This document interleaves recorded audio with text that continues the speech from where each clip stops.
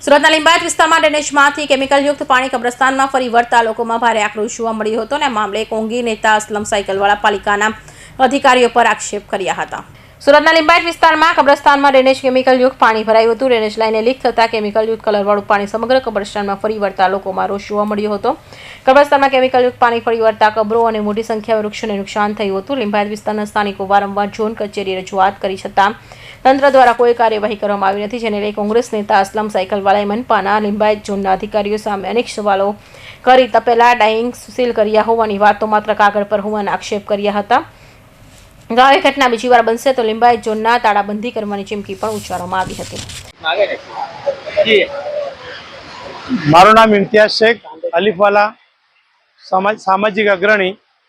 આજે અમે અહીંયા એકત્રિત થયા હતા લિંબાયત મુસ્લિમ કબ્રસ્તાન ગોવિંદનગર ખાતે, અને અમે ત્યાં જોયું કે અમારું જે વજૂખાનું છે ત્યાં વજૂખાનુંમાં અને કબ્રસ્તાનના બહાર એક ગટર ઉભરાઈ રહી છે, તેમાંથી કેમિકલયુક્ત કલરવાળું પાણી એ અમે જોઈને અમારા મુસ્લિમ સમાજના લોકોમાં રોષ જામી ગયો।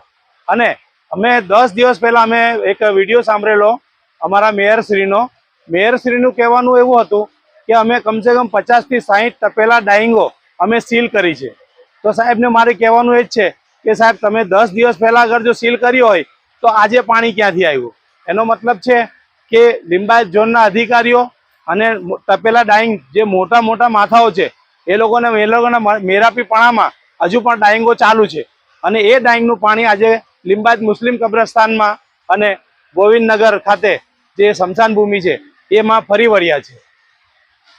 હવે અમારે સાહેબને કહેવાનું અને લિંબાયત ઝોનના અધિકારીઓને અમારે એક જ વસ્તુ કહેવી છે કે અગર આનો નિકાલ 2 દિવસમાં ન થયો તો અમે સ્વયંભૂ જેટલી પબ્લિક છે એ આવીને લિંબાયત ઝોન પર અમે હલ્લા બોલ કરીશું, એ અમારી ચીમકી છે।